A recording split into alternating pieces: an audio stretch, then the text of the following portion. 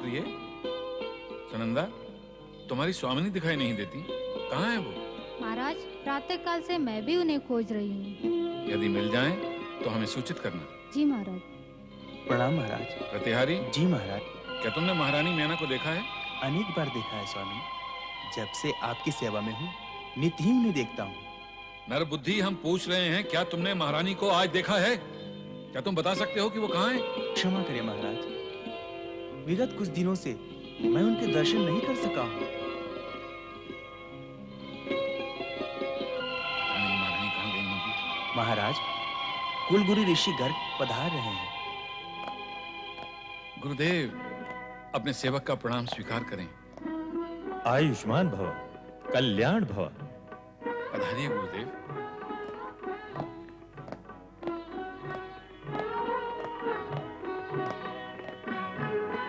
विराजिए गुरुदेव।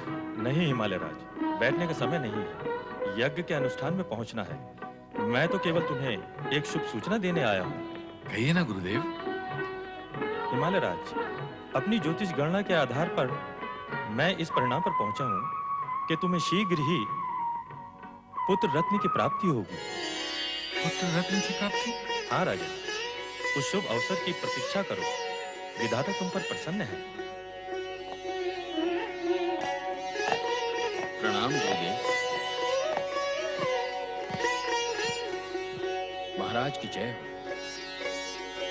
आओ महामंत्री। महाराज किसी गहन विचार में थे? हाँ महामंत्री, देखो ना, सुबह से महल का कोना कोना छान लिया है, लेकिन महारानी मैना कहीं दिखाई नहीं देती। वे महल में होंगी तो मिलेंगी ना। अर्थात वो महल में नहीं है। कहाँ है वो? महाराज, वे वन में शक्ति की आराधना कर रहे हैं। वन में शक्ति की आराधना? अकेले? हाँ महाराज। हम भी वहां जाएंगे। तुम्हें शीघ्र ही पुत्र रत्न की प्राप्ति होगी। महारानी। ओम आइम ह्रीं क्लीं चामुंडायै विच्चे। ओम आइम ह्रीं क्लीं चामुंडायै विच्चे। ओम आइम ह्रीं क्लीं चामुंडायै विच्चे। ओम आइम ह्रीं क्लीं चामुंडायै विच्चे। ओम आइम ह्रीं क्लीं। प्रिय,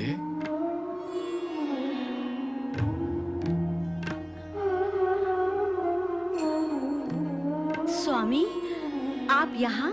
आश्चर्य तो मुझे होना चाहिए महारानी। मैं जिज्ञासु हूँ ये जानने के लिए कि आप यहाँ इस निर्जन वन में अकेले। हम दोनों ने साथ साथ शक्ति की आराधना का निश्चय किया था, फिर आप मुझे अकेला छोड़कर क्यों चली आई? स्वामी, आप माँ सती के वरदान की बात भूल गए क्या?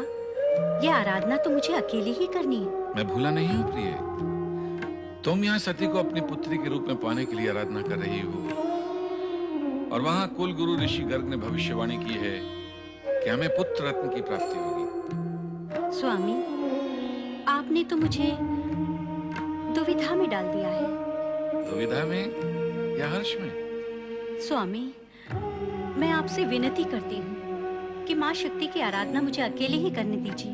पर महारानी, हमारे कुलगुरु ऋषि गर्ग की भविष्यवाणी पर भी विचार करो, जो अटल है। उनके अनुसार हमें पुत्र। स्वामी, इस समय वो सब चर्चा ना करें, मुझे पीड़ा होती है। मैं आपसे हाथ जोड़कर प्रार्थना करती हूँ कि इस समय मुझे माँ शक्ति की आराधना करने दें।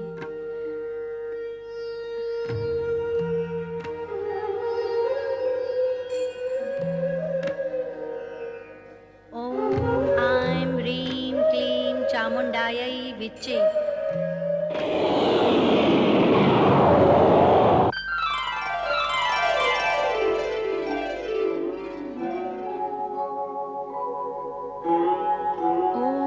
शिवाय।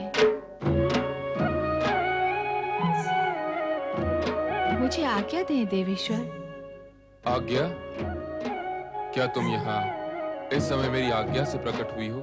निस्संदेह, आपकी इच्छा के बिना तो मेरा यहाँ प्रकट होना संभव ही नहीं है। आपकी लीला तो अपरंपार है, उसी के वशीभूत होकर मैं यहाँ इस समय आपके सामने प्रकट हुई हूँ। मैं आपसे भिन्न तो नहीं हूँ? भिन्न नहीं हो, तो प्रकट होने और आज्ञा लेने की क्या आवश्यकता है? वो भी आपकी लीलावश। सती अवतार में पिता दक्ष के यज्ञ में जाने देना और उसका विरोध न करना, वो भी तो आपकी लीला ही थी।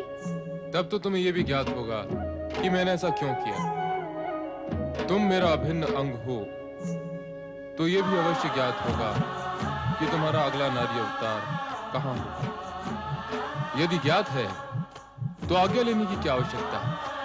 हिमाचल महारानी मैना देवी की आराधना का उत्तर देना आपकी आज्ञा के बिना कैसे संभव हो सकता है देवेश्वर? शक्ति की आराधना करने वाले साधकों को अनुकूल उत्तर देने हेतु तुम स्वतंत्र हो। मैं समझ गई देवेश्वर।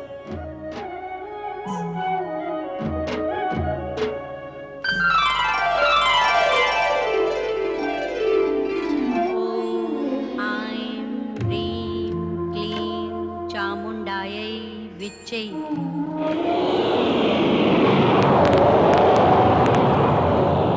ओम ऐं ह्रीं क्लीं चामुण्डायै विच्चै।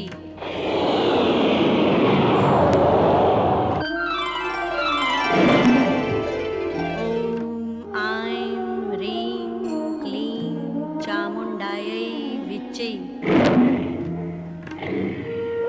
ओम ऐं ह्रीं क्लीं चामुण्डायै विच्चै। ओम ऐं ह्रीं क्लीं चामुण्डायै विच्चै। महारानी मैना,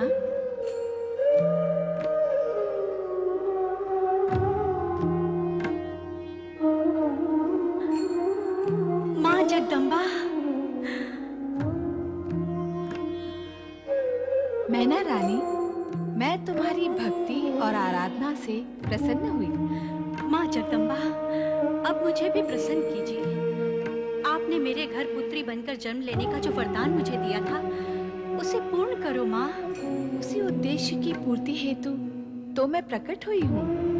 मैं पुत्री के रूप में तुम्हारे गर्भ से अवश्य जन्म लूंगी, किंतु ऋषि गर्ग की भविष्यवाणी और तुम्हारे पति की मनोकामना पूर्ण होने के पश्चात प्रथम तुम एक पुत्र की माता बनोगी, उसके पश्चात मैं जन्म लूंगी। उस समय की तुम्हें प्रतीक्षा करनी होगी। तुम्हारी आराधना पूर्ण हुई, अब तुम अपने महल लौट जाओ।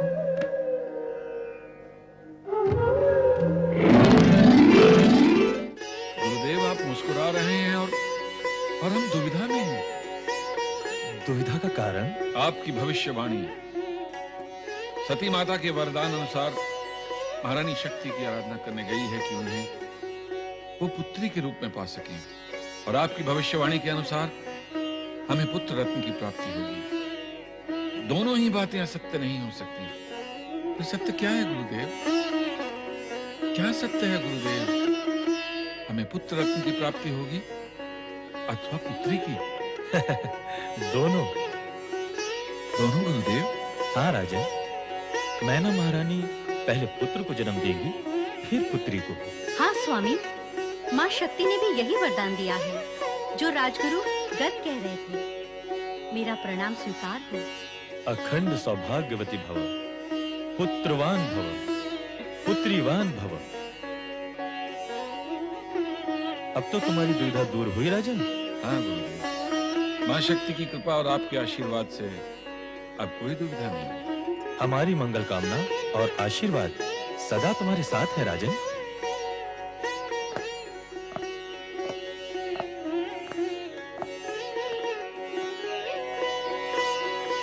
मां शक्ति की कृपा और कुल गुरु गर्ग ऋषि का आशीर्वाद प्राप्त कर महाराजा हिमाचल और महारानी मैना अत्यंत प्रसन्न थे। किंतु देवराज इंद्र और देवगण तारकासुर के आतंक से भयभीत होकर भय के निराकरण का कोई मार्ग खोज रहे थे। तभी उनकी भेंट आकाश में विचरण करते हुए देवर्षि नारद से हो गई।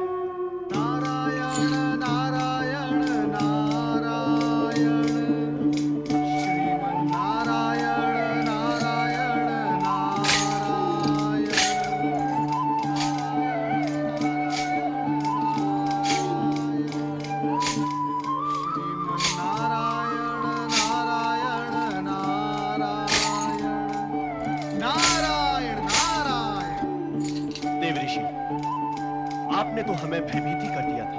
भयभीत तो खोटे मन और मलिन चरित्र वाले होते हैं देवराज। आप क्यों भयभीत हो रहे हैं? हमारे दुर्दिनों में आप भी तीखे प्रहार कर रहे हैं देवर्षि। नारायण नारायण, मैं प्रहार सहता हूँ, करता नहीं। देवऋषि, कृपा करके अब हमें ये बताएं कि आप आ कहां से रहे हैं? क्या हमारे लिए कोई शुभ समाचार है? मैं तो मात्र शुभ और अशुभ समाचार का वाहक बनकर रह गया। फिर भी तुम्हारे लिए एक समाचार है। क्या समाचार है? कहे देवर्षि। महारानी, मैना रानी की शक्ति आराधना सफल हो गई है। अब मां शक्ति उनके यहाँ पुत्री रूप में जन्म लेंगी। प्रसन्न होने में शीघ्रता न करें, क्योंकि पुत्री का जन्म पुत्र जन्म के पश्चात होगा। क्या? भयभीत होने की आवश्यकता नहीं। कार्य कुछ विलंब से होगा, किंतु होगा अवश्य। देवराज इंद्र, भविष्य में सावधान रहें और परमपिता ब्रह्मदेव की चेतावनी याद रहे। आपके लिए फिर तारकासुर जन्म ले सकता है, किंतु आपके उद्धार के लिए मां शक्ति अथवा मां सती फिर जन्म नहीं लेंगी। देवऋषि, तारकासुर के वध होने तक के अस्थायी समय के लिए कोई उपाय बता दें। देवराज, मैं आपकी और समस्त देवगण की इस दयनीय परिस्थिति से भलीभांति परिचित हूं। मैं ये भी जानता हूं कि कोई भी समय, किसी भी परिस्थिति का एकमात्र उपाय है भगवान भोलेनाथ के पंचाक्षरी मंत्र का जाप। ओम नमः शिवाय। अर्थात आज का ये दिन अत्यंत शुभ है।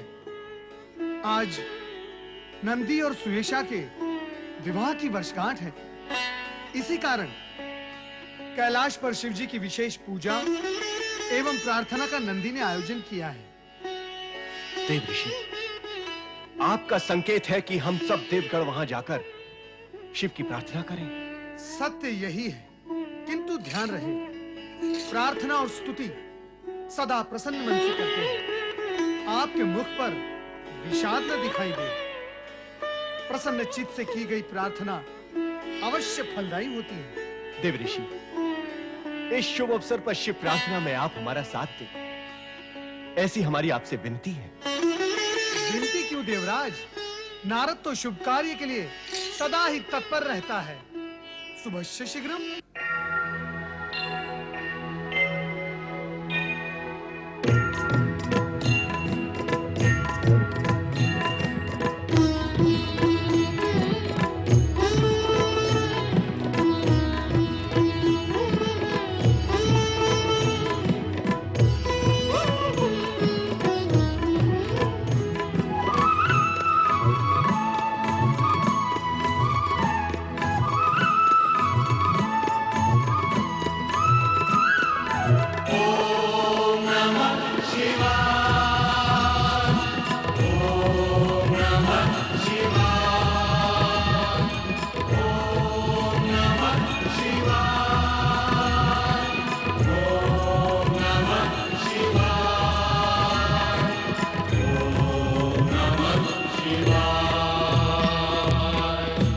जल थल में हर एक पल में दसों दिशा में भोर निशा में। नभ जल थल में हर एक पल में दसों दिशा में भोर निशा में। जन्म मरण में जड़ चेतन में तुम ही तुम हो समाए। ओम नमः शिवाय, ओम नमः शिवाय, ओम नमः शिवाय, ओम नमः शिवाय, ओम नमः शिवाय।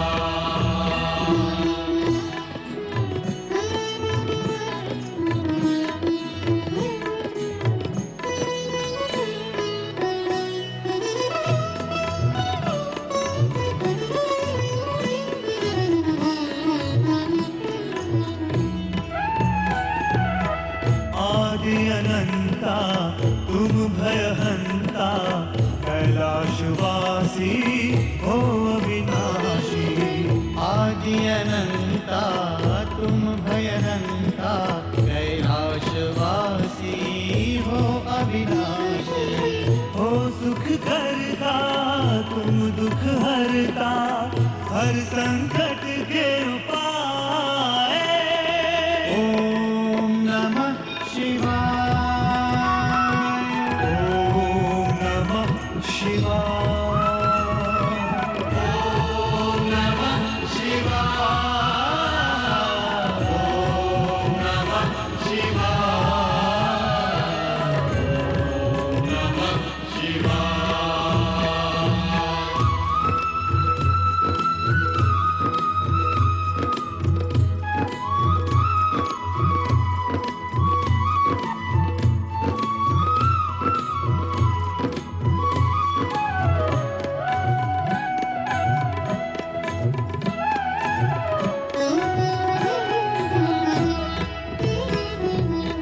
सर्जक हो तुमसे सृष्टि। दृश्य तुम्हीं से तुमसे दृष्टि। सर्जक हो तुमसे सृष्टि। दृश्य तुम्हीं से तुमसे दृष्टि। चार अवस्था आठ प्रहर तुमसे मन हर्षाए। ओम नमः शिवाय। ओम नमः शिवाय। ओम नमः शिवाय। ओम नमः शिवाय। ओम नमः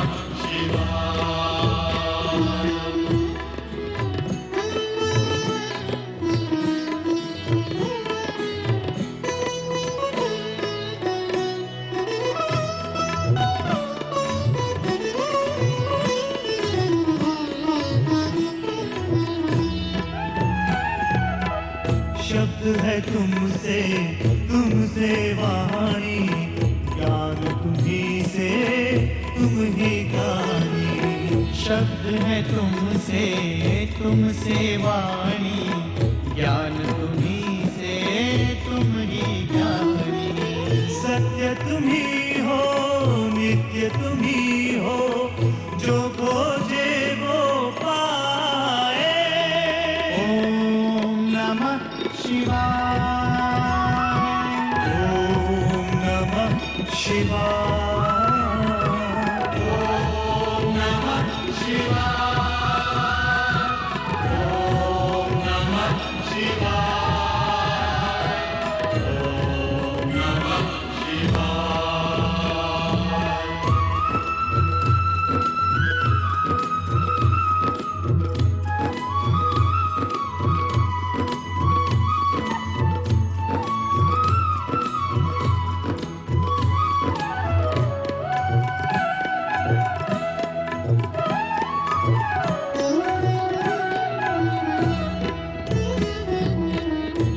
त्रिपुरारी हे नंदीश्वर। विश्व तुम्हीं से तुम विश्वेश्वर।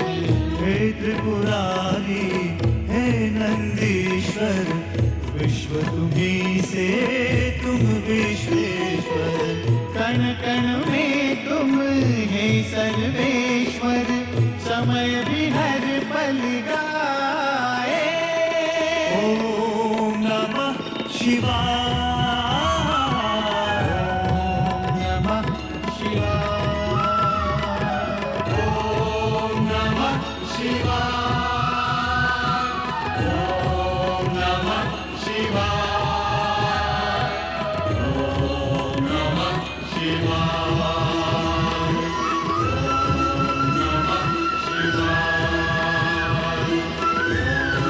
नमः शिवाय।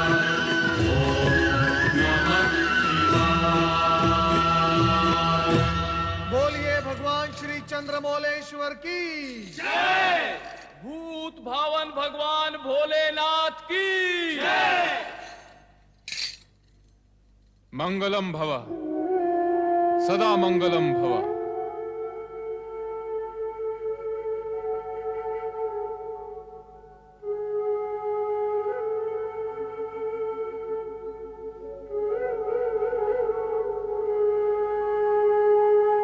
देवराज, तुम्हारे मन का विषाद चेहरे पर उभर आया है। इस दुख और विषाद का कारण?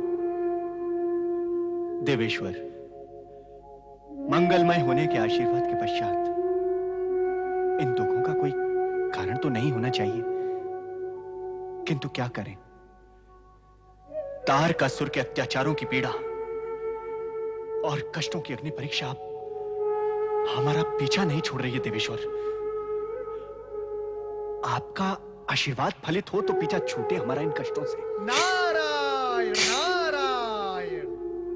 हे त्रिकालदर्शी, आप देवराज को यह बताएं कि आपका आशीर्वाद कब फलेगा। देवराज, अभिशाप और दुर्भावनाएं अवश्य शीघ्र फलित होते हैं, किंतु वरदान और मंगल कामनाएं फलित होने में समय लेते हैं। ऐसा क्यों होता है देवाधिदेव? इस कारण कि वरदान पुण्यों का फल होता है और शाप कुकर्मों का। सत्य यह भी है कि प्राणी पुण्य के कर्म कम और विलंब से करता है, किंतु दुष्कर्म करने में विलंब नहीं करता और दीर्घ काल तक करता रहता है। हाँ भोलेश्वर, प्राणी को दुष्कर्म करते समय बड़ा सुख मिलता है। ऐसा करते समय वो ये सोचता ही नहीं कि दुष्कर्मों का परिणाम अर्थात हमें मिलने वाले आशीर्वाद हमारे दुष्कर्मों के कारण फलित नहीं हो रहे हैं। प्रभु, भोलेनाथ का तात्पर्य यही है देवराज। किंतु हमने कौन से ऐसे कर्म किए हैं प्रभु जिनके कारण हमें ये कष्ट भोगने पड़ रहे हैं? वातावरण में ताप अधिक हो तो यह निश्चित है कि ग्रीष्म काल के प्रभाव से ऐसा हो रहा है। अधिक शीत के कारण यदि तन में कंप होता है तो यह प्रश्न करने की आवश्यकता नहीं कि क्या यह शीतकाल है। परिणाम के मूल में कारण अवश्य छिपा होता है। आप केवल इतना बताइए भगवान कि कारण का प्रभाव और परिणाम की अवधि कब समाप्त होगी? तारकासुर के अत्याचारों का अंत कब होगा? सदाशिव, कब होगा? वो तो तारकासुर का अंत होने पर ही संभव होगा देवराज, है न भोलेनाथ? पर उसका अंत कब होगा? ब्रह्मा जी के वरदान का प्रभाव समाप्त होने पर। अब यह प्रश्न करने की आवश्यकता नहीं कि उनके वरदान का प्रभाव समाप्त कब होगा। इसका उत्तर यही है कि प्राणी के पुण्य कर्म वरदान के रूप में उसका साथ देते हैं। यदि पुण्य कर्म दिशा बदलकर दुष्कर्म की खाई में गिर पड़े तो वरदान का प्रभाव समाप्त हो जाता है। तारकासुर जिस गति से अनीति और अन्याय के मार्ग पर बढ़ रहा है, उसके फलस्वरूप उसके अंत काल में अधिक समय नहीं है। अधिक समय नहीं है, किंतु समय अवश्य है।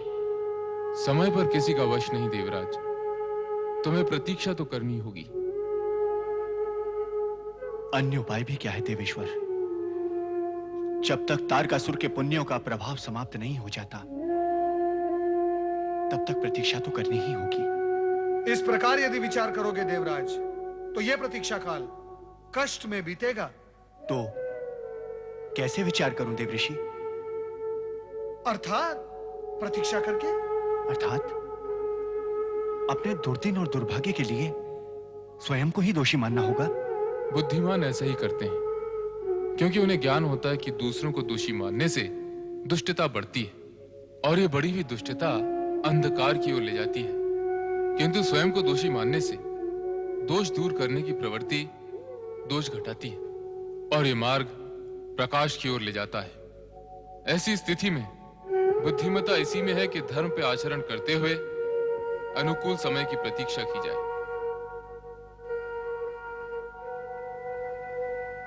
धन्य है प्रभु, धन्य है आप और आपकी लीला धन्य है। देवऋषि, देवराज, सफलता का श्रेष्ठ मार्ग है सत्कर्म। किए जा, किए जा, किए जा। नारायण नारायण नारायण। भगवान भोलेनाथ के उपदेश को सुनकर भी देवराज दुविधा की स्थिति से मुक्त नहीं हो सके। वे जगतपति के कथन पर विश्वास ही नहीं कर पाए। किंतु विश्वव्यापक सत्य तो यही है कि सर्वेश्वर भोलेनाथ पर श्रद्धा रखने वाले प्राणी जब अपने आप को उनके चरणों में समर्पित कर देते हैं तो विलक्षण पुरुष सिद्ध होते हैं। श्रेष्ठ पुरुष सदा भौतिक सुख का त्याग कर भगवान शिव का अनुग्रह प्राप्त करना ही जीवन की सार्थकता समझते हैं। ऐसे ही समर्पित श्रद्धालु थे सूर्यवंशी महाराजा मानधाता।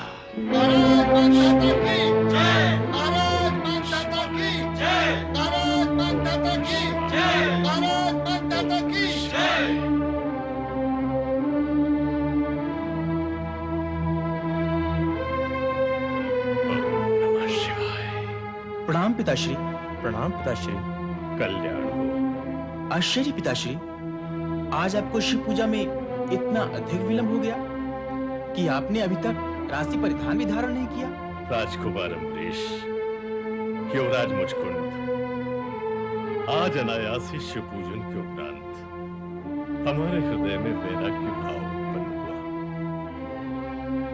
ऐसा वैराग्य उत्पन्न होने के पश्चात किसी भी दृष्टि से हमारा सिंहासन पर आसीन होना शोभनीय नहीं है वत्स। पिताश्री। महाराज, ये क्या कर रहे हैं आप? पिताश्री, ऐसा न कहिए।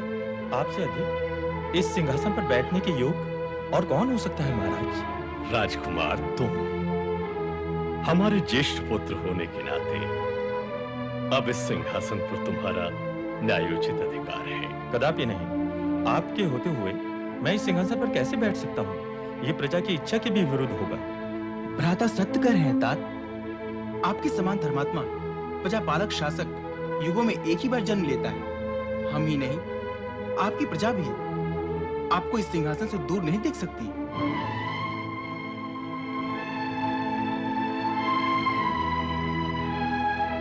आप विराजिए पिताश्री। इस प्रकार संकोच ग्रस्त रहकर आप हम सबके मन में भय उत्पन्न कर रहे हैं। भय कैसा वत्स? परंतु सत्य यह है कि हमारा इस राज्य सिंहासन से अब मोह भंग हो चुका है। इसी मोह के कारण हम आज तक भगवान शिव के दर्शन से वंचित रहे। परंतु अब हृदय ने निर्णय ले लिया है वत्स। भगवान शिव के दर्शन हेतु हम नर्मदा तीर्थ पर रहकर घोर तपस्या करेंगे। महाराज, अपने निर्णय को बदल दीजिए। आपकी अनुपस्थिति में हम ही नहीं, सारी प्रजा अनाथ हो जाएगी। आप सत्य कह रहे हैं महामंत्री जी।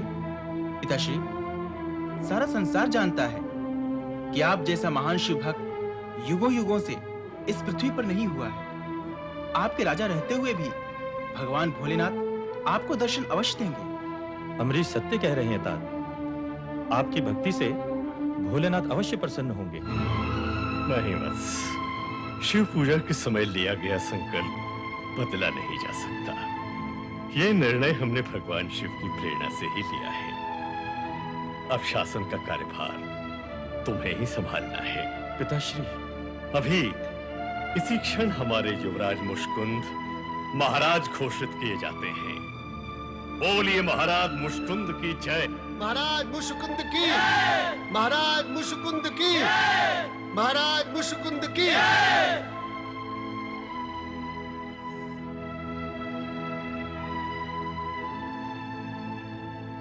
सभासदों, अपने शासन काल में यदि आप लोगों में से किसी के प्रति कोई त्रुटि हुई हो, यदि कभी किसी भी प्रजाजन के प्रति हमसे कोई अन्याय हुआ हो, तो हम आप सबसे क्षमा चाहते हैं।